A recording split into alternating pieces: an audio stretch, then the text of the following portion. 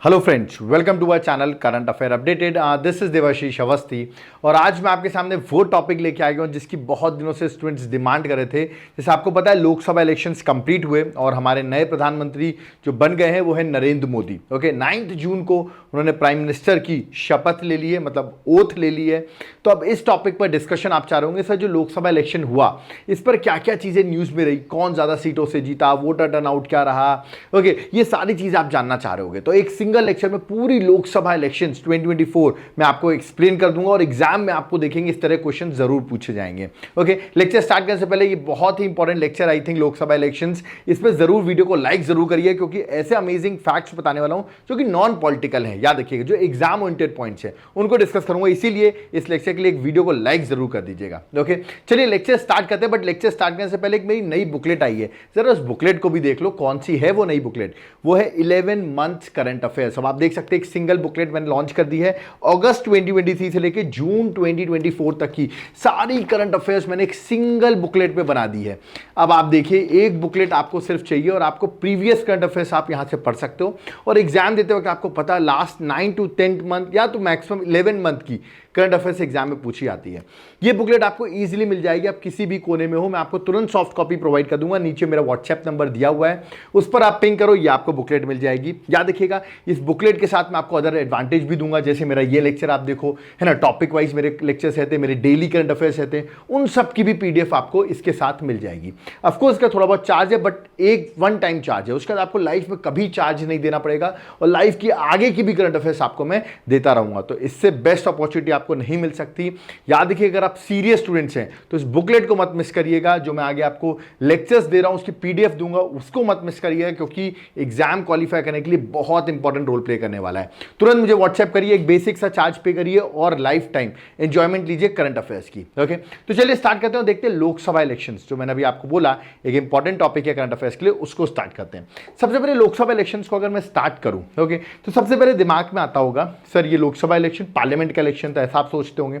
बिल्कुल, अगर कॉन्स्टिट्यूशनली अगर मैं देखूं तो आर्टिकल 79 में मेंशन है कॉन्स्टिट्यूशन ऑफ पार्लियामेंट। मैं देखो सब समझाऊंगा, ये 18th लोकसभा जो इलेक्शन हुआ है इसके बारे में भी बताऊंगा, आपको सारे पॉइंट्स बताऊंगा, बट तो पहले बेसिक देख लेते हैं, फिर 18th लोकसभा डिस्कस करते हैं। ओके, तो आर्टिकल 17 क्या बोलता है? कॉन्स्टिट्यूशन ऑफ पार्लियामेंट, मतलब पार्लियामेंट में क्या क्या कंसिस्ट करके पार्लियामेंट बना है मैं आपको बताता हूं। लोकसभा और राज्यसभा, अब आप ये सोचते होंगे, प्लस तीसरा प्रेसिडेंट भी इसका पार्ट होता है। याद रखिएगा, इंटीग्रल पार्ट होता है इस पार्लियामेंट का। तो parliament consist of Lok Sabha, Rajya Sabha and president, और किस आर्टिकल में? आर्टिकल नंबर 79 में। ठीक है, लोकसभा को हम दूसरे नाम से भी जानते हैं, वो भी याद रखिएगा, बड़ा पॉपुलर हाउस के नाम से भी जानते हैं, या तो याद रखिएगा हाउस ऑफ द पीपल, याद रखिएगा हाउस ऑफ द पीपल। और अभी इसी का इलेक्शन हुआ है, लोकसभा का इलेक्शन हुआ है, जहां पर पब्लिक डायरेक्टली वोट करती है। ठीक है, जिनकी भी एज 18 ईयर्स और 18 से ज्यादा होती है वो डायरेक्टली लोकसभा इलेक्शंस में वोट करते हैं। ठीक है, जबकि राज्यसभा जो सेकंड हाउस है इसको हम अपर हाउस कहते हैं, या इसका दूसरा नाम याद रखिएगा काउंसिल ऑफ स्टेट्स। तो इसका नाम है काउंसिल ऑफ स्टेट्स और इसका नाम है हाउस ऑफ द पीपल। तो दोनों का नाम आपको याद रखना है। ठीक है, यहां पर याद रखिएगा इसमें पब्लिक वोट नहीं करती राज्यसभा के इलेक्शन में। यहां पर जो स्टेट में स्टेट असेंबली सुनी होगी आपने, जिसको आप विधानसभा हिंदी में कहते हो, स्टेट असेंबलीज, ओके, वहां के जो इलेक्टेड लोग रहते हैं वो डिसाइड करते हैं कि राज्यसभा में कौन जाएगा। ठीक है, मतलब डायरेक्ट इलेक्शन नहीं है यहां पर, इनडायरेक्ट इलेक्शन, हम डायरेक्टली वोट नहीं करते हैं। अभी जो इलेक्शंस हुए हैं वो लोकसभा के इलेक्शंस हुए हैं, ये आपको याद रखना है। ठीक है, पहली बात तो ये। अब प्रेसिडेंट क्या है? वो इंटीग्रल पार्ट है। क्यों? क्योंकि देखो कोई भी बिल पास होता है लोकसभा राज्यसभा से, एंड में साइन कौन कर रहा है? प्रेसिडेंट ही कर रहा है। हाउस को सेशन में बुलाना, एडजर्न करना, बहुत सारे पावर्स जो है याद रखिएगा प्रेसिडेंट के पास होते हैं। ठीक है, इसलिए वो इंटीग्रल पार्ट है पार्लियामेंट का, ये भी आपको याद रखना है। ठीक है, तो parliament consist of president, Lok Sabha and Rajya Sabha. ये पहले एक बेसिक सा पॉइंट है जो आपको पता होना चाहिए। ठीक है, आगे अगर बात करता हूं लोकसभा, तो आप कहेंगे सर लोकसभा में कितनी सीट्स हैं, वो भी मैं डिस्कस करता हूं। सबसे पहले मैक्सिमम लोकसभा में सीट्स हैं वो है 550 मेंबर्स। ठीक है, एट प्रेजेंट कितनी है वो भी मैं आपको बताता हूं, 543 है एट प्रेजेंट। ठीक है, बट मैक्सिमम कितनी हो सकती है? 550। तो क्वेश्चन ध्यान देना है कि आपसे पूछा क्या गया है। अब कुछ लोग कहेंगे सर मैंने पढ़ा है यहां पर 552 552 होती है मैक्सिमम, और यहाँ एट प्रेजेंट 545 है। तो आपने अब आपको चेंज करने की जरूरत है क्योंकि आपने ओल्ड डाटा पढ़ा है। अभी एक कॉन्स्टिट्यूशन अमेंडमेंट हुआ, सरकार ने किया 104th कॉन्स्टिट्यूशन अमेंडमेंट, याद रखिएगा। उस अमेंडमेंट के थ्रू गवर्नमेंट ने क्या किया, उस अमेंडमेंट के थ्रू जो एंग्लो इंडियंस की, 2 एंग्लो इंडियंस की अपॉइंटमेंट होती थी उसको हटा दिया है। मतलब जो 2 एंग्लो इंडियंस होते हैं जिसकी वजह से 552 होता था और ये 545 होता था, उनकी अब अपॉइंटमेंट हटा दी है। अब एंग्लो इंडियंस अपॉइंटेड नहीं होते हैं, ये पॉइंट आपको याद रखना है, ठीक है। तो इसीलिए अब मैक्सिमम मेंबर्स 550 हैं। एट प्रेजेंट कितने मेंबर्स हैं? 543, ठीक है। अब 550 में भी मैं आपको बता देता हूं जो मैक्सिमम है उनमें से 530 जो है स्टेट्स, जो स्टेट्स हैं एट प्रेजेंट कितने स्टेट्स हैं इंडिया में? 28 स्टेट्स हैं, 28 से स्टेट से आते हैं। और जो 20 मेंबर्स हैं वो मैक्सिमम आ सकते हैं यूनियन टेरिटरी से, ठीक है। तो ये मैंने आपको डिवीजन दिया हुआ है, ठीक है, जो हमारे कॉन्स्टिट्यूशन में चीजें मेंशन है, ठीक है। बट एट प्रेजेंट कितने हैं? एट प्रेजेंट आपको याद रखना है 543 सीट्स हैं, ये भी याद रखना है। एट प्रेजेंट है 543 सीट्स, मतलब अभी जो इलेक्शन हुआ है वो कितनी सीट्स पे हुआ है? वो 543 सीट्स पे हुआ है, ठीक है, क्योंकि वो तो मैक्सिमम स्ट्रेंथ मैंने बताई, बट प्रेजेंट स्ट्रेंथ है 543, ठीक है। आगे बात करें, कुछ 3 आर्टिकल जरूर याद रखना। अगर हम इस 18th लोकसभा को डिस्कस करने वाले 3 आर्टिकल जरूर याद रखना। पहला आर्टिकल नंबर 80, आर्टिकल नंबर 80, 79 मैंने अभी आपको बता दिया। 80 में क्या है? Composition of council of states. Council of states मतलब राज्यसभा, याद रखिए। तो अभी राज्यसभा का डिस्कस कर लेंगे, राज्यसभा में कितनी सीट्स होती हैं, ठीक है। Article 81 composition of house of the people, मतलब लोकसभा, ये डायरेक्ट क्वेश्चन आते हैं, याद रखिएगा। और आर्टिकल नंबर 83 भी याद रखना है, that is duration of house of parliament. आपको ही पता है पार्लियामेंट, जो duration of the house of parliament है, जिसमें लोकसभा का ड्यूरेशन कितना है सबको पता है, दैट इज 5 ईयर्स, 5 साल के लिए लोकसभा होती है। आपको पता होगा, बेसिक पता होगा, बिल्कुल, क्योंकि आर्टिकल 83 भी न्यूज में है, ठीक है। तो कुछ आर्टिकल्स आपको याद रखने हैं, ठीक है। आगे बढ़ते हैं। नेक्स्ट अगर मैं बात करता हूं तो आर्टिकल 83 जो भी मैं डिस्कस कर रहा था, यहां पर क्या लिखा हुआ है? यहां पर लिखा हुआ है कि लोकसभा का election held once in every 5 year, याद रखिए हर 5 साल में लोकसभा के इलेक्शंस होने चाहिए। तो अभी इसका मतलब लास्ट टाइम 2019 में हुए थे इलेक्शंस, अब 5 साल ऐड कर दो तो 2024 में इलेक्शंस हो गए, ठीक है। तो हर 5 साल में होना चाहिए, आर्टिकल 83 कहता है, ठीक है। और अभी मैंने आपको बताया 104th अमेंडमेंट एक्ट से क्या किया सरकार ने? वो जो 2 एंग्लो इंडियंस होते थे ना, याद रखिए लोकसभा में 2 एंग्लो इंडियंस हुआ करते थे, उनका जो उनका रिजर्वेशन था उसको रिमूव कर दिया है। अब कोई एंग्लो इंडियंस का रिजर्वेशन नहीं होगा। एक होमवर्क दे रहा हूं, मैंने पढ़ाया हुआ है, अमेंडमेंट्स मैंने लेक्चर भी लिया हुआ है। 104th अमेंडमेंट जो है वो किस ईयर में आया है? चलो जल्दी से मुझे बता दो, 104th कॉन्स्टिट्यूशन अमेंडमेंट जो है वो किस ईयर में आया है, ये आप मुझे कमेंट बॉक्स में मेंशन करके बताऊंगा। देखते हैं कौन कौन मुझे ईयर सही मेंशन करके बताते हैं, ठीक है। चलिए आगे बढ़ते हैं, नेक्स्ट टॉपिक में आते हैं। अगला हाउस जो है वो क्या है? वो है राज्यसभा, ठीक है, जिसका इलेक्शन अभी नहीं था, बट बेसिक याद रखना है। राज्यसभा में मैक्सिमम मेंबर्स होते हैं 250, 238 जो होते हैं वो होते हैं इलेक्टेड मेंबर्स, याद रखिएगा क्या होते हैं? इलेक्टेड, जो स्टेट और यूनियन टेरिटरी से आते हैं, ठीक है। और जबकि 12 मेंबर्स क्या होते हैं? वो होते हैं नॉमिनेटेड मेंबर राज्यसभा में, जो कि प्रेसिडेंट करता है। 4 फील्ड में होते हैं उनके अकॉर्डिंग राज्यसभा, उन 4 फील्ड में इन 12 मेंबर्स को अपॉइंट करता है, ठीक है। जैसे कौन कौन सी field? Art, literature, science and social service. तो ये आपको याद रखना, 4 फील्ड्स में 12 नॉमिनेटेड मेंबर्स आते हैं, ठीक है। अभी आपने सुना होगा सुधा मूर्ति, ओके, जो नारायण मूर्ति की वाइफ है, अभी रिसेंटली नॉमिनेटेड मेंबर बनी है। मैं आपको करंट अफेयर्स के हिसाब से क्वेश्चन बता रहा हूं आपको, ठीक है। तो ये हो गया बेसिक। बट राज्यसभा के इलेक्शंस नहीं थे। इलेक्शंस क्या थे? इलेक्शंस थे लोकसभा के इलेक्शंस। इसीलिए लोकसभा के इलेक्शंस की बात कर रहा हूं। तो लोकसभा की सीट्स आपको पता होनी चाहिए किस स्टेट्स में कितनी है। तो सबसे पहले स्टार्ट करते हैं। सबसे पहले बता दूं, इंडिया में 8 यूनियन टेरिटरीज हैं। कितनी यूनियन टेरिटरीज? 8। और इन 8 की 8 यूनियन टेरिटरीज में लोकसभा की सीट्स हैं। चलो एक एक करके डिस्कस कर लेते हैं। अंडमान निकोबार में 1 लोकसभा की सीट है। चंडीगढ़ यूनियन टेरिटरी में 1, दादर नागर हवेली दमन एंड दीव में 2 हैं। जम्मू एंड कश्मीर में, जो कि अब यूनियन टेरिटरी है, 5 लोकसभा सीट्स हैं। लद्दाख 1 लोकसभा सीट्स है, ठीक है। फिर नेक्स्ट लक्षद्वीप 1 लोकसभा सीट है, ओके। नेक्स्ट दिल्ली, सबसे ज्यादा लोकसभा सीट्स किसी यूनियन टेरिटरी में है तो वो है दिल्ली, 7 लोकसभा सीट्स हैं और सातों की सातों इस बार बीजेपी ने जीत ली है, ओके। और पुदुचेरी में कितनी है? 1। तो ये है कुछ लोकसभा की सीट्स, आपको याद रखनी है एग्जाम पर्सपेक्टिव से, ठीक है। तो देख सकते हैं यहां पर सारी मेंशन है, ठीक है। चलिए आगे बढ़ते हैं, नेक्स्ट पे आते हैं। अब आप कहेंगे सर हमारी स्टेट्स में भी तो लोकसभा सीट्स है। बिल्कुल, आप किसी ना किसी स्टेट से बिलोंग करते होंगे। जैसे मैं मध्य प्रदेश से बिलोंग करता हूं तो मध्य प्रदेश में लोकसभा सीट्स हैं 29। आपने न्यूज में भी सुना होगा 29 की 29 सीट जीतने वाला स्टेट इस बार 18th लोकसभा में बना है, वो बना है मध्य प्रदेश, जिसने बीजेपी ने पूरी की पूरी सीट्स बीजेपी ने जीत ली है, ठीक है। तो मध्य प्रदेश 29 सीट्स, ऐसे मैंने बताया। और आपको कुछ देखिए सारी सीट्स यहां मेंशन है, मैं पीडीएफ आपको दे दूंगा, ठीक है। जिन्होंने मेरा ये 11 मंथ करंट अफेयर्स बुकलेट खरीदी होगी उनको तो पीडीएफ तुरंत मिल जाएगा, ठीक है। वहां से आप जाकर लोकसभा सीट्स एक बार देख लेना, जो भी आप स्टेट से बिलोंग करते हो। मैं कुछ कुछ डिस्कस कर देता हूं, जैसे असम में 14 है, बिहार बड़ा इंपॉर्टेंट है। मेरे फेवरेट पॉलिटिशियन जो आज की डेट में है वो है चिराग पासवान।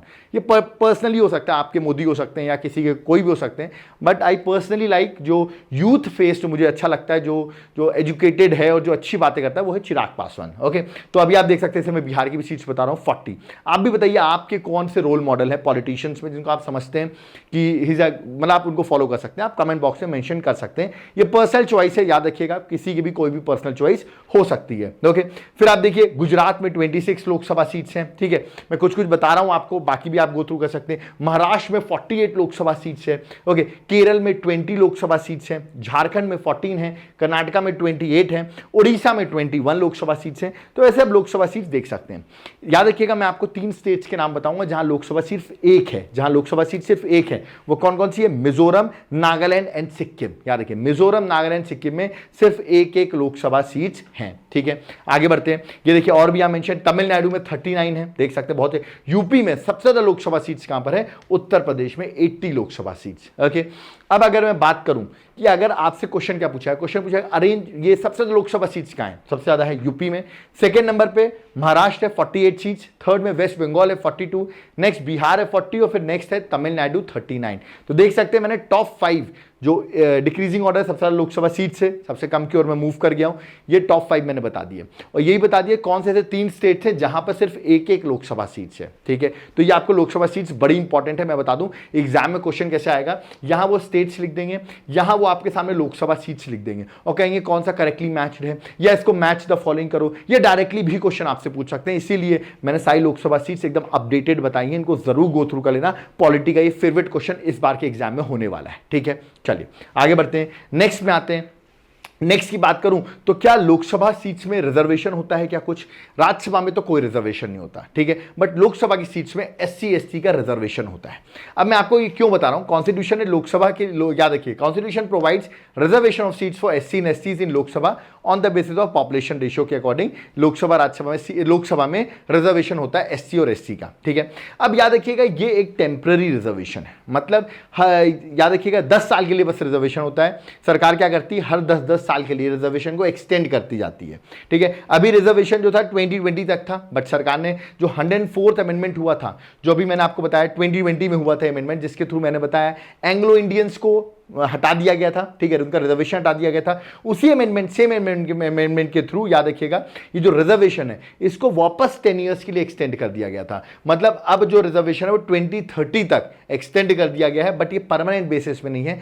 सरकार हर बार 10-10 साल के लिए इस रिजर्वेशन को एक्सटेंड करती है, तो ये भी आपको याद रखना है, ठीक है, लेटेस्ट अमेंडमेंट के थ्रू जो एक्सटेंड हुआ है, ठीक है। आगे बढ़ते हैं, अब मैं बात करता हूं इस वाली लोकसभा इलेक्शंस की। तो ये तो कुछ बेसिक फैक्ट्स है जो आपको पता होने चाहिए पॉलिटी पर्सपेक्टिव से।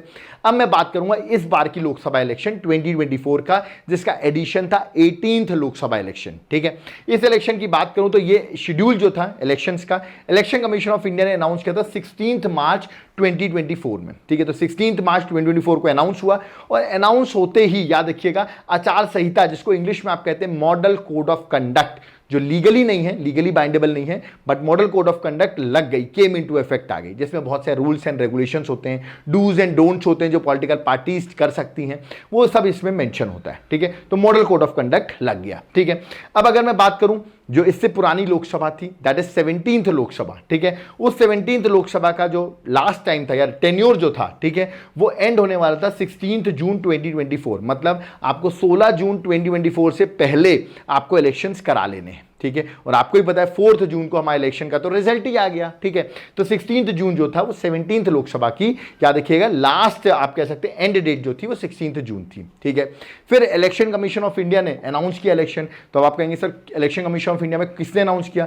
तो वो अनाउंस किया चीफ इलेक्शन कमिश्नर ने। आप यहाँ बीच में इमेज देख सकते हैं, आजकल बहुत न्यूज़ में भी चल रहे हैं, बहुत शायरियाँ वगैरह मार रहे हैं कि अब ईवीएम को कोई दोष नहीं दे रहा है। इनका नाम है राजीव कुमार, याद रखिएगा, ठीक है। Rajiv Kumar chief election commissioner है, ओके। और अदर इलेक्शन कमीशन उनके साथ 2 हैं, याद रखिए गायनेश कुमार और सुखबीर सिंह संधू। तो सुखबीर सिंह संधू ये है, गायनेश कुमार ये हैं, ये 3 लोग टोटल हैं, याद रखिएगा। It's a multi member body, it's a constitutional body, okay.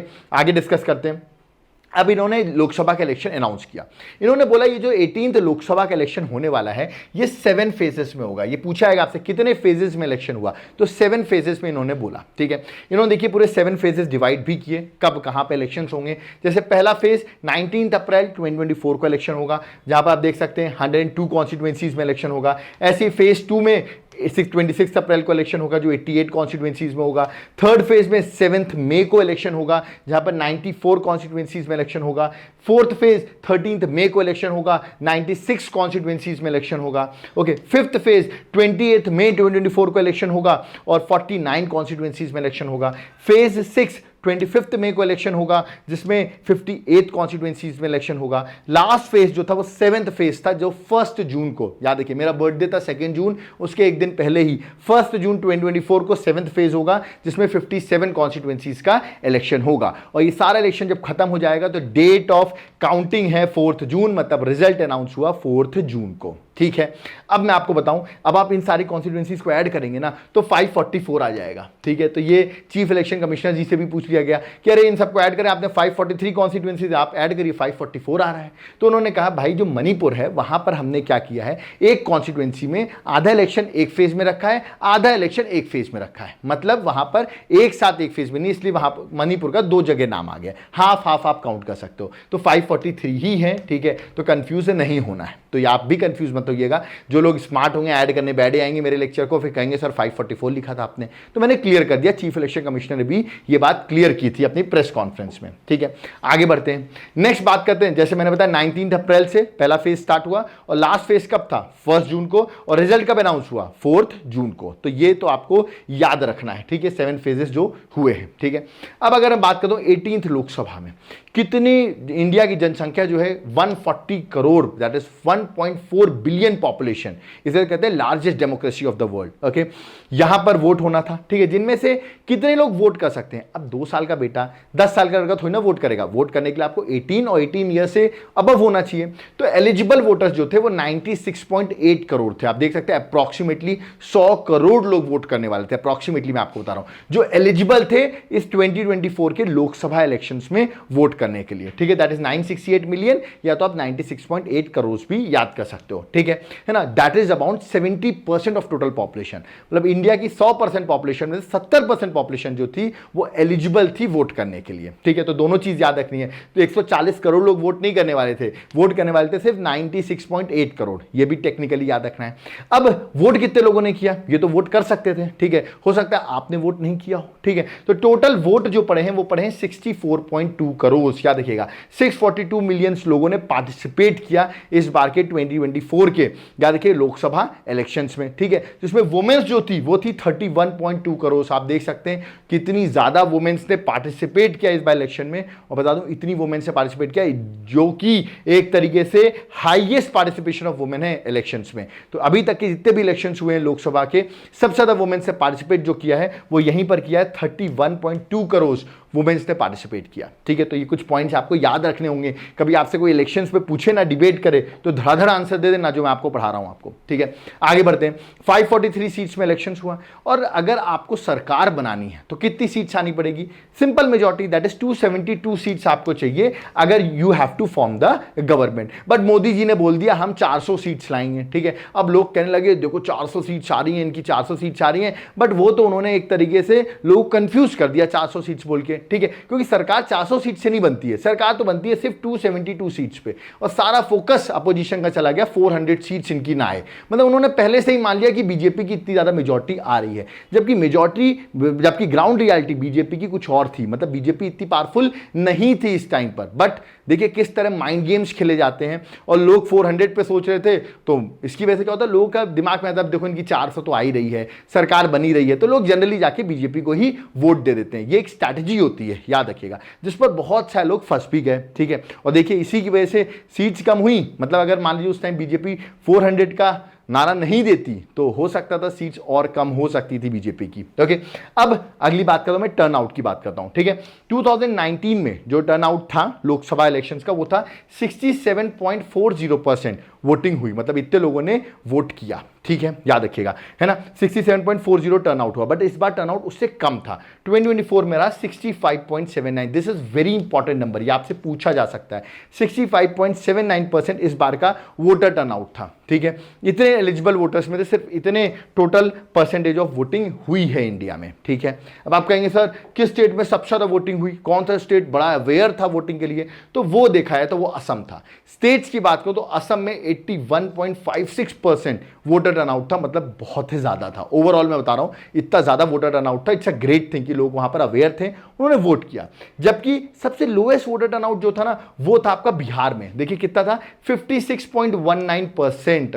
तो स्टेट्स की बात करें तो सबसे ज्यादा टर्नआउट कहां रहा, असम में। सबसे लोएस्ट टर्नआउट कहां रहा, बिहार में, ठीक है। बट अगर आप यूनियन टेरिटरीज को भी काउंट कर दो, there are 28 states and 8 union territories, इन यूनियन टेरिटरीज को भी काउंट कर दो, स्टिल लोएस्ट तो देखो बिहार ही रहेगा। यूटीज में भी सबसे लोएस्ट जो था वो यही था। बट अगर यूटीज को इंक्लूड कर देता हूं तो लक्षद्वीप में हाईएस्ट में देखिए 84.16% है, जो कि असम से भी ज्यादा है। तो डिपेंड करता है, स्टेट्स का क्वेश्चन पूछा कि ओवरऑल पूछा गया है। लक्षद्वीप ओवरऑल स्टेट्स और यूटीज मिला के सबसे ज्यादा वोटर टर्नआउट लक्षद्वीप में रहा है, ठीक है। और असम में इन टर्म्स ऑफ स्टेट्स, और यूटीज में और लोएस्ट में बिहारी है, चाहे यूटीज की बात करो चाहे स्टेट्स की बात करो, ठीक है। मैं अपने मध्य प्रदेश का भी वोटर टर्नआउट बता देता हूं, वो था 66.87%, ठीक है। हर स्टेट का अलग अलग है, ठीक है। आप चाहें तो अपने अपने स्टेट्स का इलेक्शन कमीशन ऑफ इंडिया की वेबसाइट से देख सकते हैं, बट क्वेश्चन हर स्टेट का नहीं आता है। बट अगर आप अपने स्टेट के हैं तो एटलीस्ट आपको पता होना चाहिए, ठीक है। तो ये जो है ये मैंने लोएस्ट और हाईएस्ट आपको यहां पर बता दिया, ठीक है। आगे बढ़ते हैं। अब देखिए इस बार दो मेनली अलायंस थे जो लड़ रहे थे, ठीक है। एक था एनडीए, फुल फॉर्म है नेशनल डेमोक्रेटिक अलायंस। याद रखिए कभी कभी आप इंटरव्यू देने जाते हैं ना, किसी वो ललन टॉप वगैरह घूमते रहते हो, आपसे पूछ लेते हैं बताओ एनडीए का फुल फॉर्म बताओ, एनडीए का सपोर्ट कर रहे हो तो फुल फॉर्म ही नहीं पता होता हमको, इसलिए पता होना चाहिए नेशनल डेमोक्रेटिक अलायंस जो है उसका फुल फॉर्म है। बहुत से लोग इंडिया अलायंस को फॉलो कर रहे होंगे, बट बहुत सारे लोग को इंडिया अलायंस का, सही बता रहा हूं मैं, आप लोग को इसका फुल फॉर्म नहीं पता होगा। आप लोग इंडिया अलायंस कांग्रेस करो, बट किसी को इंडिया अलायंस का फुल फॉर्म नहीं पता होगा। तो जान लो, ये भी हो सकता है आपसे कभी कोई पूछ ले और आपको मैं इंडिया अलायंस को फॉलो करता हूं, मुझे उसका फुल फॉर्म नहीं पता, तो बेइज्जती नहीं होनी चाहिए, इसलिए फुल फॉर्म याद देख कर लो, Indian national developmental inclusive alliance, ये इसका फुल फॉर्म है। याद रखिएगा फुल फॉर्म आपसे पूछा जाता है, इंडियन, फिर से बता रहा हूं, नेशनल डेवलपमेंट इंक्लूसिव अलायंस, इसका फुल फॉर्म है। ये फुल फॉर्म भी आपके एग्जाम में पूछा जा सकता है, इंटरव्यूज में पूछ सकते हैं, ठीक है, तो आपको पता होना चाहिए, ठीक है। नेक्स्ट, अब जब इलेक्शन हुआ, 18th लोकसभा इलेक्शन हुए, सबसे ज्यादा सीट्स किसकी आई, किसी की भी सीट्स 272 नहीं आई, मतलब 272 या 272 से ज्यादा, मतलब किसी ने खुद से, किसी पार्टी ने सिंगल मेजॉरिटी से गवर्नमेंट फॉर्म नहीं की, ठीक है। हाँ, एनडीए ने मेजॉरिटी का मार्क जो है वो क्रॉस कर लिया, मतलब सरकार जो बनेगी वो एनडीए की बनेगी, जिसमें सबसे बड़ी सीट्स, सबसे ज्यादा सीट्स किसके पास आई, वो आई बीजेपी के पास 240 सीट्स, ये तो सबको पता होगा। कांग्रेस के पास आई 99 सीट्स, 100 से 1 रन कम रह गए, okay. But third largest, that is shocking, वो आपको याद रखना है, वो रहा समाजवादी पार्टी विद 37 सीट्स। याद रखना है आपको, समाजवादी सीट्स, और इसमें से अयोध्या की सीट भी समाजवादी पार्टी ने जीत लिया। अब कुछ लोग देखो डिबेट में होंगे, सर इस बार अयोध्या कैसे बीजेपी के हाथ से हट गई, तो मैंने अपने यूपी के कुछ दोस्तों से पूछा, यार अयोध्या कैसे बीजेपी हार सकती है, क्योंकि वहां पे तो राम मंदिर बना था। तो मेरे दोस्त ने बताया, जो कि एकदम सही एनालिस्ट करता है, उसने बताया कि एक्चुअली जो कैंडिडेट था ना बीजेपी की तरफ से, वो बहुत बेकार कैंडिडेट था। इवन वहां के लोगों ने भी डिमांड किया था कि इस कैंडिडेट को हटाया जाए, बट बीजेपी आपको पता है थोड़ा सा रूड होती है इन टर्म्स ऑफ कि हमने डिसीजन ले लिया तो हम बैक नहीं करेंगे। इवन तो सुनने में तो ये भी आया था, योगी आदित्यनाथ ने भी कहा था कि इस कैंडिडेट को हटाया जाए, बट सरकार ने उसको नहीं हटाया, ठीक है। उनको लगा हमने राम मंदिर बनाया, किसी को भी वोट देंगे जीत जाएंगे, और ऐसा हुआ। उसके खिलाफ, उस कैंडिडेट के खिलाफ बहुत नेगेटिविटी थी, और फाइनली वो कैंडिडेट हार भी गया। ये मेरे एक फ्रेंड ने मुझे रियलिटी बताई है, ओके। बाकी सोशल मीडिया में लोग ट्रेंड करते रहते हैं, अलग अलग चीज़ें हो सकती हैं, अलग रियलिटी भी हो, बट उसने वहाँ का, वो अयोध्या का ही है, इसलिए उसने वहाँ का मुझे ये पॉइंट बताया है, ठीक है, जो मैंने आपको बता दिया। तो समाजवादी पार्टी ने 37 सीट्स वहाँ पर जीती हैं, ओके। थर्ड लार्जेस्ट रही है, फोर्थ लार्जेस्ट में ऑल इंडिया तृणमूल कांग्रेस है, फिर डीएमके है 22 सीट्स, और इंडिपेंडेंट भी, 7 इंडिपेंडेंट ने भी इस बार 543 सीट्स में इलेक्शन जीता है, ठीक है। बाकी आप लिस्ट जो है पार्टी की लिस्ट देख सकते हैं। वैसे टॉप 3 आपको बस याद करनी होती है कि सबसे ज्यादा सीट्स किसने जीती, और अरविंद केजरीवाल, आपके जो बड़े फॉलोअर हैं आम आदमी पार्टी के, उन्होंने 3 सीट्स जीती, वो भी मैं आपको बता दूं, ठीक है। कुछ लोग सोचेंगे सर आपने कितनी जीती, तो वो भी मैं आपको बता दूं, ओके। नेक्स्ट बात करता हूं मैं कि ये पहली लोकसभा होने वाली है जो अभी होगी, 18th लोकसभा, जहां जो एंटायरली न्यू पार्लियामेंट में एंटर होगी। पिछली बार क्या थी, आधी ओल्ड पार्लियामेंट में थी और फिर 2023 में जब न्यू पार्लियामेंट बना तब वो एंटर हुए नए पार्लियामेंट में। बट ये इस बार फर्स्ट टाइम ऐसा होगा, पूरे नए पार्लियामेंट में ही ये लोकसभा एंटर होगी। ओके, और इस बार का टर्म कितना है, जून में इलेक्शन हुए, आपको पता है जून में रिजल्ट आए, तो जून 2024 से लेके जून 2029 तक की ये गवर्नमेंट होगी। ठीक है, कुछ लोग कह रहे हैं सर मान लो एनडीए के कुछ जेडीयू और वो जो है किंग मेकर्स हैं वो सब चले गए तो एनडीए सरकार गिर जाएगी। देखो भैया ऐसा कुछ होगा तो देखा जाएगा, फिर तब बताऊंगा मैं कि बीच में इलेक्शंस होते हैं कि नहीं, बट अभी ऐसा लग नहीं रहा है। याद रखिएगा जून 2029 तक ये गवर्नमेंट रहेगी। प्रेसिडेंट कौन है देश की, द्रौपदी मुर्मू जी हैं, और जगदीप धनखड़ जो है वो देश के वाइस प्रेसिडेंट है। दोनों का नाम आपको पता होना चाहिए अगर हम इलेक्शंस की बात कर रहे हैं तो। ठीक है, नेक्स्ट बात करें इस बार leader of the house Lok Sabha का कौन है, वो होने वाले हैं Narendra Modi ji. Okay, prime minister कौन अपॉइंट होने वाले हैं, आज वो शपथ लेने वाले हैं 9 जून को, तो नरेंद्र मोदी जो हैं याद रखिएगा थर्ड टाइम देश के प्रधानमंत्री बन रहे हैं, तो इट्स अ ग्रेट थिंग कि थर्ड टाइम बन रहे हैं। फिर देखिए जब वो प्राइम मिनिस्टर बन जाएंगे उनकी कैबिनेट आ जाएगी तो मैं नई कैबिनेट मिनिस्टर्स की भी लिस्ट आपको बता दूंगा। ठीक है, नेक्स्ट वोटिंग सिस्टम, ये जो इलेक्शन हुआ है लोकसभा में, इसमें इस इलेक्शन का कोई नाम होता है क्या, बिल्कुल नाम होता है, याद रखिएगा first pass the post system. Lok Sabha election का नाम जो होता है first pass the post system, याद रखिएगा। इसका मतलब ये होता है कि टोटल अगर वोट जितने भी पड़े हों, जो भी सबसे ज्यादा वोट्स पाएगा, ठीक है, वो जीत जाएगा लोकसभा इलेक्शन। एग्जांपल देता हूं, लेट अस सपोज 100 वोट पड़े, ठीक है, एक बंदे के वोट आए 21, ठीक है ना, फिर किसी के आए 20, किसी के आए 19, 18, 17, ऐसे करके वोटिंग पड़ी। ठीक है, सोचो 21 आए तो ये जीत जाएगा। इसको 79 लोगों ने बोला कि नहीं बने, बट स्टिल ये बन गया क्योंकि सबसे ज़्यादा इसी के वोट्स आए, तो जिसके ज़्यादा वोट्स आते हैं वो इलेक्शन जीत जाता है। तो याद रखिएगा उसे कहते हैं first pass the post system. देश में पहला इलेक्शन कब हुआ था, 25 अक्टूबर 1951 से लेके 21 फेब 1952, मतलब 1951 और 52 आप दोनों कह सकते हैं, देश का पहला इलेक्शन हुआ था। लास्ट इलेक्शन अभी जो हुआ 19 अप्रैल से 1 जून 2024 में इलेक्शन हुआ है, 4 जून को इसका रिजल्ट भी आ गया है। नेक्स्ट इलेक्शन कब होगा, मैंने भी बताया जून 2029 में आपका जो है इलेक्शन का अगला इलेक्शन रिजल्ट भी आएगा। देखते हैं नेक्स्ट टाइम कौन गवर्नमेंट फॉर्म करता है। ओके, नेक्स्ट आपको पता होगा मोदी जी जो है एनडीए के नेता चुन लिए गए हैं। नाउ 9 जून संडे को वो देश के प्रधानमंत्री बनने वाले हैं, और बहुत से नेबरिंग कंट्रीज के जो हैं, जैसे मालदीव्स को बुलाया गया है, बांग्लादेश के पीएम को बुलाया गया है, ठीक है, नेपाल के पीएम को बुलाया गया है, जो हमारे नेबरिंग कंट्रीज हैं, पाकिस्तान को नहीं बुलाया गया है, ठीक है, उनके पीएम को देश में बुलाया गया, भूटान का बुलाया गया है, ठीक है, श्रीलंका के प्रेसिडेंट को बुलाया गया। तो इन लोग को ओथ सेरेमनी में बुलाया है देश ने, इंडिया ने बुलाया है। ठीक है, नेक्स्ट अगर बात करूं तो देखिए यहां पर आप एक इमेज देख रहे होंगे, ये तीनों हमारे, मैंने अभी आप बताया आपको, चीफ इलेक्शन कमिश्नर और 2 इलेक्शन कमिश्नर प्रेसिडेंट के पास देखिए ये बुकलेट लेके गए। कहेंगे सर ये बुक टाइप की क्या देके आए हैं, वो मैं आपको बता देता हूं। देखिए जब फाइनली जितने भी 543 सीट्स में जो जो जीता होगा, ठीक है, उन सबकी नाम की लिस्ट याद रखिए प्रेसिडेंट को उन्होंने दी है। कहने का मतलब a copy of notification issued by election commission of India, है ना, section 73 of representation of people act 1951, जहां पर सारे नेम्स लिखे हुए जितने भी इलेक्टेड मेंबर्स हैं of Lok Sabha, that is house of the people. ठीक है, जनरल इलेक्शन जो अभी 18th जनरल इलेक्शन हुए लोकसभा के, उन्होंने सबमिट कर दिया है देश की प्रेसिडेंट को, ऑनरेबल प्रेसिडेंट को उन्होंने ये सबमिट किया। तो ये उन्होंने वो सारे नाम जो हैं वो सबमिट किए हैं। तो ये भी मैं आपको बता दूं, ये भी न्यूज में चल रहा है, तो आपको पता होना चाहिए। ओके, नेक्स्ट अगर मैं 18th लोकसभा इलेक्शन की बात करूं, कुछ फेमस पर्सनालिटीज जो इलेक्शन जीते हैं उनकी बात करूं, तो नरेंद्र मोदी जी वाराणसी से इलेक्शन उन्होंने जीता, एक ही जगह से उन्होंने चुनाव लड़ा था। राहुल गांधी 2 जगह से चुनाव लड़े थे, रायबरेली दैट इज उत्तर प्रदेश और Wayanad that is from Kerala, और दोनों ही सीट से उन्होंने इलेक्शन जीत लिया है। आप कहेंगे सर 2 सीट से जीत लिया, अब क्या होगा, अब इन्हें 15 डेज के अंदर एक सीट छोड़नी पड़ेगी। जो सुनने में आ रहा है वो वायनाड की सीट छोड़ेंगे, अब देखते हैं क्या होता है। ठीक है, और रायबरेली की रखेंगे क्योंकि 15 डेज के अंदर एक सीट छोड़नी पड़ेगी, और जो सीट छोड़ेंगे उसमें होगा बाय इलेक्शन। ठीक है, तो देखते हैं कौन 15 डेज के अंदर वो सीट छोड़ते हैं। मोस्ट प्रॉब्ली मेरे ख्याल से वायनाड की छोड़ेंगे। ठीक है, नेक्स्ट है किशोरी लाल शर्मा, ये बहुत न्यूज में आ गए क्योंकि इन्होंने स्मृति ईरानी को हरा दिया। ठीक है, अमेठी से, यूपी से स्मृति ईरानी को इन्होंने हरा दिया। That's a great thing. Okay, क्योंकि सुना था स्मृति ईरानी तो वहां जाती ही नहीं थी, क्या कहते हैं, अमेठी जाती ही नहीं थी। ओके, और तब भी देखिए, और ऐसा कोई 1 लाख से वोट से नहीं आते, इतने बड़े बड़े डिफरेंस से स्मृति ईरानी हारी है। तो बीजेपी को सोचना चाहिए कि जो कैंडिडेट नहीं जीत रहे उनको क्यों टिकट देती है। ओके, नेक्स्ट अमित शाह गांधीनगर से जीते। ठीक है। अखिलेश यादव कन्नौज से जीते हैं, गांधीनगर गुजरात है, कन्नौज आपका यूपी है। और कंगना रनौत मंडी से जीती, बड़ी न्यूज़ में आ गई, ठीक है। अब इनको किसी ने झापड़ भी मार दिया, इसकी वजह से न्यूज़ में आ गई, ठीक है। तो याद रखिएगा हिमाचल प्रदेश से वो जीती।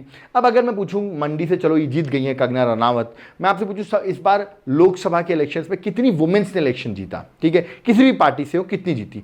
लास्ट टाइम मैं बताऊं 78 वुमेन्स ने इलेक्शन जीता था 2019 में, 2019 में। इस बार सिर्फ याद रखिएगा 74 वुमेन्स ने इलेक्शन जीता है, मतलब कम हुई है वुमेन्स, इसलिए कह रहे हैं वो 33% जो रिजर्वेशन है ना, उसको मेरे ख्याल से 2029 से वो इंप्लीमेंट हो जाएगा, ठीक है। फिर देखेंगे कि वुमेन्स की परसेंटेज बढ़ेगा, बट अभी याद रखिएगा कि वुमेन्स जो हैं वो याद रखिए इस बार सिर्फ 74 वुमेन्स जो हैं उन्होंने इस बार इलेक्शन जीता है 2024 का, ओके। आगे बढ़ते हैं। नेक्स्ट अगर मैं बात करूं तो कुछ इंपॉर्टेंट पॉइंट इस लोकसभा इलेक्शन में। अब देखिए ये बड़ा कंफ्यूजिंग वाला पॉइंट है, मैं आपको बिल्कुल क्लियर कर देता हूं, ठीक है। ये है शंकर लालवानी, बीजेपी के हैं लोग, इंदौर से उन्होंने चुनाव लड़ा, मध्य प्रदेश इंदौर से। यहां पे इन्होंने कितने मार्जिन से जीता है इलेक्शन वो बता दूं, 10,08,077 वोट से इन्होंने जीता। कहने का मतलब क्या था, ये रैंक 1 पे रहे ऑफकोर्स इंदौर से। रैंक 2 पे पता कौन था, रैंक 2 पे था नोटा। आप कहेंगे सर नोटा, मतलब कांग्रेस से ज़्यादा नोटा को वोट मिले, क्योंकि कांग्रेस का कैंडिडेट ही नहीं था इंदौर में। जो कैंडिडेट था वो लास्ट मोमेंट पे उसने अपना विड्रॉ कर लिया, कहा मैं नहीं लड़ूंगा चुनाव, ठीक है। और नया कैंडिडेट लोकसभा में उतार ही नहीं पाई इंदौर से, कौन, कांग्रेस। तो सेकंड जो लार्जेस्ट बना है वो बना है नोटा। तो इट्स ऑल्सो ग्रेट थिंग, ये एक नया रिकॉर्ड बन गया। सबसे ज़्यादा नोटा में वोट पहली बार आए हैं, ठीक है, किसी कॉन्स्टिट्यूएंसी में, वो था इंदौर।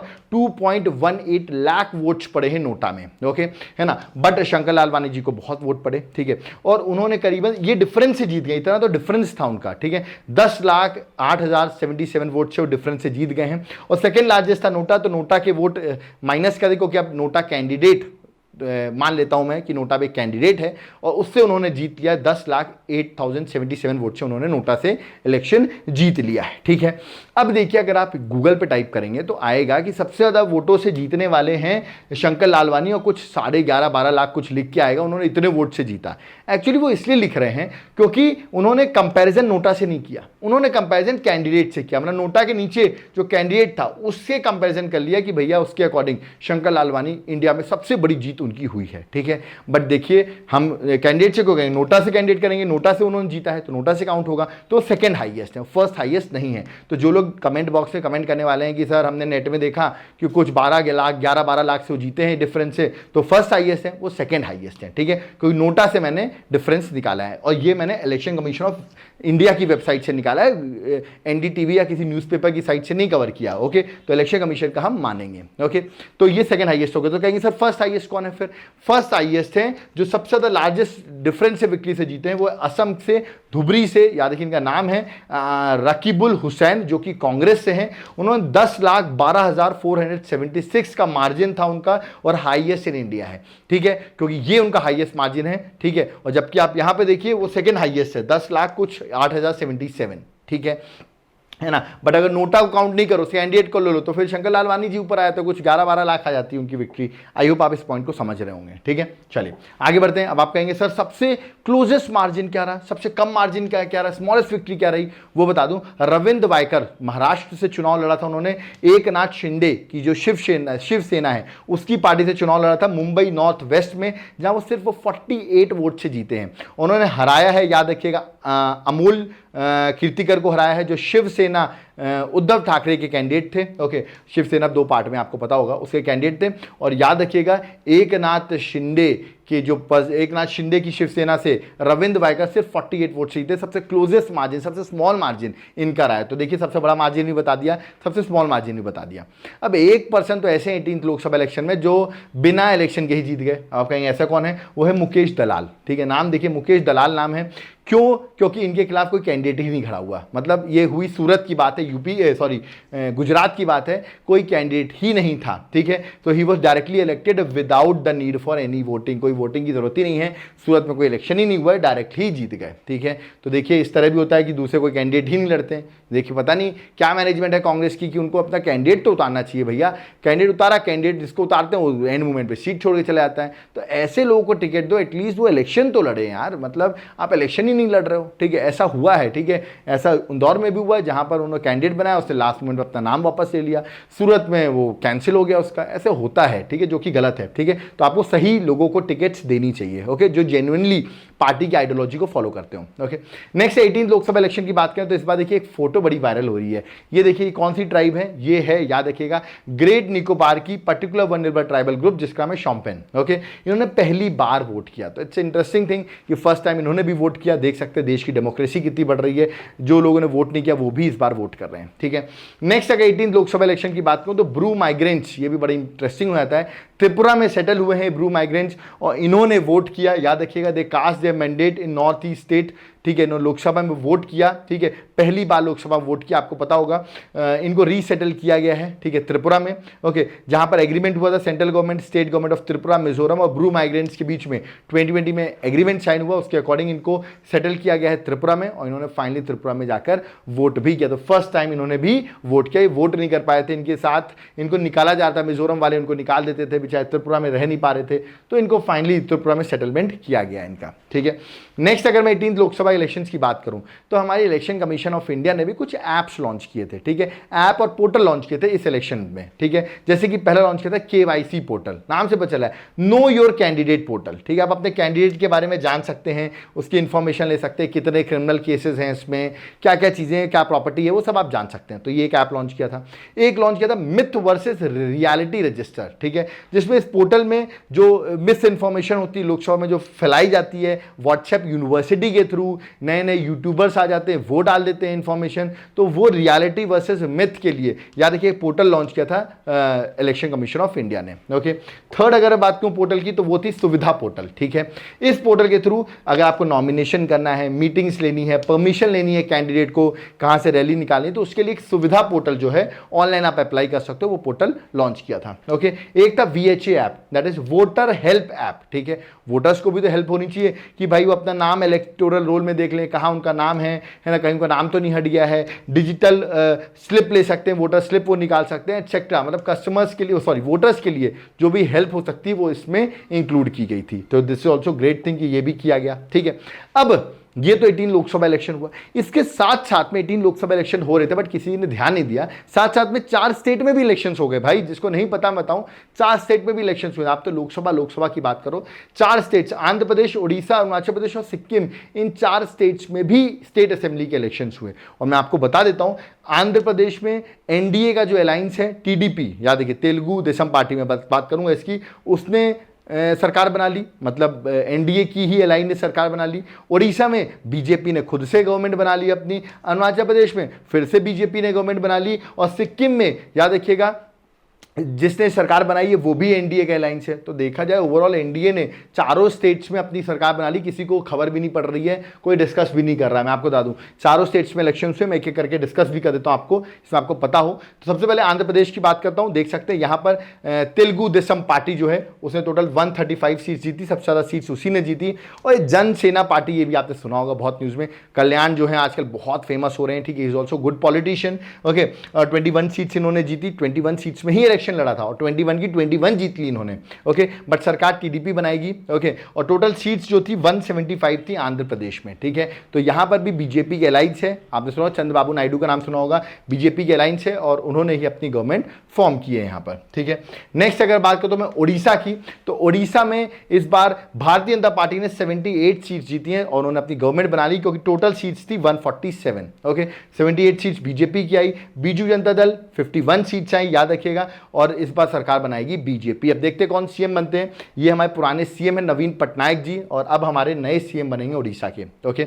इनकी तबीयत भी बहुत खराब चल रही है बीजू पटनायक जी की, ओके, सॉरी बीजू पटनायक बोलो, नवीन पटनायक जी की तबीयत भी खराब चल रही है, ओके।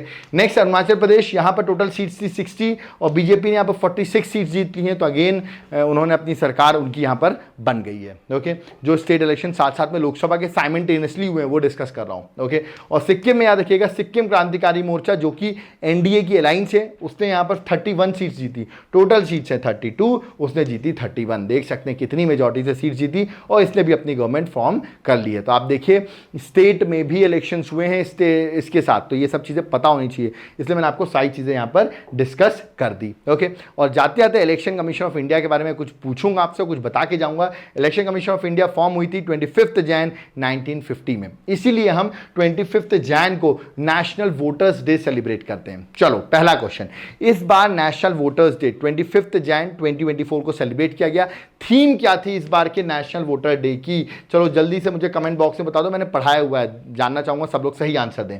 दूसरा, इसका हेडक्वार्टर कहां है? न्यू दिल्ली में है। ज्यूरिडिक्शन ऑफ कोर्स इंडिया ही है इसका ज्यूरिडिक्शन, है ना। और पहले चीफ इलेक्शन कमिश्नर कौन थे? वो थे सुकुमार सेन। ठीक है, अभी जो चीफ इलेक्शन कमिश्नर है, मैंने अभी आपको नाम बताया राजीव कुमार, वो 25th चीफ इलेक्शन कमिश्नर है। कौन से नंबर के हैं? 25th नंबर के हैं। ठीक है, अब आपको एक होमवर्क दे रहा हूं, चीफ इलेक्शन कमिश्नर्स की मैं बात कर रहा हूं, तो पहली वुमेन चीफ इलेक्शन कमिश्नर कौन थी? ये आप मुझे कमेंट बॉक्स में मेंशन करके बताइए। First women chief election commissioner कौन थी? आप मुझे कमेंट बॉक्स में मेंशन करके बताएंगे। ओके, तो देखते हैं कौन कौन सही आंसर मुझे देता है। ओके, तो यहां पर जो मेरा डिस्कशन था, ठीक है, वो कंप्लीट होता है। जाते जाते ये आप फोटो देख लीजिए, आपके इस बार के चीफ इलेक्शन कमिश्नर और उनके साथ साथ अदर इलेक्शन कमिश्नर्स। ओके, मैंने आपको बोला कि मैंने आपको पूरी डिटेल में बताऊंगा, हर एक चीज समझाई मैंने आपको, और आई होप आपको लेक्चर समझ में आया होगा। सारी इंफॉर्मेशन दे दी। अब आप किसी से भी डिबेट कर सकते हो इस लोकसभा इलेक्शंस के बारे में, ठीक है, क्योंकि नॉलेज होना बहुत जरूरी है। बिना नॉलेज के डिस्कस करोगे तो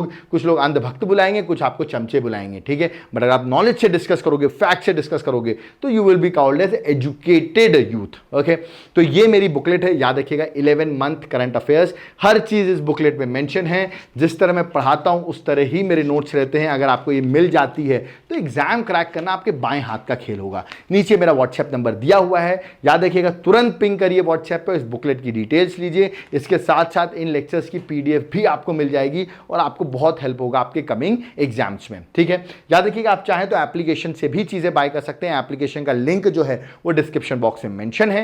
एप्लीकेशन का नाम है देवाशीष क्लासेस, वहां पर आप जाकर, याद रखिएगा, नोट्स को बाय कर सकते हैं। इवन आपको सिर्फ ये क्या कहते हैं, इसके नोट्स, करंट अफेयर्स के साथ अदर सब्जेक्ट्स के भी हम नोट्स प्रोवाइड करते हैं। आप चाहे तो इनको भी बाय कर सकते हैं। जैसे देख सकते हैं, ये यहाँ पर मैंने आपको इंडियन पॉलिटी के नोट्स हैं, ठीक है। नेक्स्ट आप यहाँ पर देखिए फिजिक्स के हैं, ठीक है, ये आपका इंडियन ज्योग्राफी है, ठीक है। सारी चीजें प्रॉपर्ली डायग्रामेटिकल फ्रेम में, यार एग्जाम ओरिएंटेड, आप देख सकते हैं ऐसे नोट्स हम हर सब्जेक्ट्स के देते हैं। तो इन नोट्स को भी आप बाय कर सकते हो। याद रखिएगा, आप एप्लीकेशन से बाय कर लो, एप्लीकेशन से बाय करोगे आपको क्लासेस भी मिलेंगी। आप चाहते हो नहीं सर एप्लीकेशन से नहीं बाय कर रहे हैं, आप हमको डायरेक्टली दे दो, तो आप मुझे व्हाट्सएप कर सकते हो, मैं डिटेल्स आपको दे दूंगा। यूपीएससी की प्रिपरेशन कर रहे हो, यूपीएससी के notes, classes, test series, answer writing, सब कुछ मिलेगा। ऐप को डाउनलोड करो। यूपीएससी की नहीं, अदर स्टेट सर्विसेज की कर रहे हो, जनरल स्टडीज की क्लासेस चाहिए, मैथ्स की चाहिए, रीजनिंग की चाहिए, सब कुछ एप्लीकेशन में। एक बार एप्लीकेशन को डाउनलोड करो। आप चाहो तो वहां से भी पे कर सकते हो। कोई डाउट क्वेरी है तो आप मुझे कॉल भी कर सकते हो। कॉलिंग नंबर अलग है, व्हाट्सएप नंबर अलग है, दोनों पे आप जो भी आपको लगे फिजिबल हो, आप उसमें तुरंत इंक्वायरी लो। याद रखिएगा, मैं जाते थे फिर से बोल रहा हूँ, ये 11 मंथ करंट अफेयर्स बुकलेट को मत मिस करना। ये मिस कर दिया तो एग्जाम में दिक्कत आ सकती है। प्लस इसके साथ साथ मैं आपको बहुत ज्यादा अदर बेनिफिट्स भी देता हूँ इस बुकलेट के साथ। जैसे आप देख रहे हैं, मेरे इंपॉर्टेंट एमसीक्यूज भी आते हैं, डेली एमसीक्यू, वीकली एमसीक्यू, वो सब भी आपको मिलेंगे, ठीक है। जाते जाते मैं एक अनाउंसमेंट करना चाहता हूं, जो लोग यहां तक लेक्चर देख लिए उनके लिए एक बड़ा एक अनाउंसमेंट कर देता हूं। जनवरी से जून तक की लास्ट 6 मंथ की करंट अफेयर्स मैं आपको उसकी वीडियो लाने वाला हूं, याद रखिएगा, और उसकी भी बुकलेट लेके आऊंगा। तो लास्ट 6 मंथ की विद इन 3 to 4 डेज के अंदर लास्ट 6 मंथ का मेरा लेक्चर आने वाला है, जहां पर अगर आप एग्जाम देने वाले 6 मंथ का भी आपको कॉम्बो लेक्चर मैं आपको प्रोवाइड करूंगा। इतना सब कर रहा हूं तो एटलीस्ट वीडियो को लाइक जरूर करें, वीडियो को शेयर जरूर करें। फर्स्ट टाइम चैनल में आए हो, चैनल पढ़ाने का तरीका अच्छा लगा हो तो चैनल को सब्सक्राइब जरूर करके रखें। अपने फ्रेंड्स के साथ शेयर करें जो कम टाइम पे तैयारी करना चाहते हैं और टू द पॉइंट डिस्कस करना चाहते हैं, तो मैं लेक्चर को जरूर सब्सक्राइब करें। तो चलता हूं यहां पर, डू शेयर आवर लेक्चर, याद रखिएगा, और टेलीग्राम चैनल ज्वाइन कर लीजिए, लिंक डिस्क्रिप्शन बॉक्स में मेंशन है। Thank you everyone. जय हिंद, जय भारत, जय जगन्नाथ।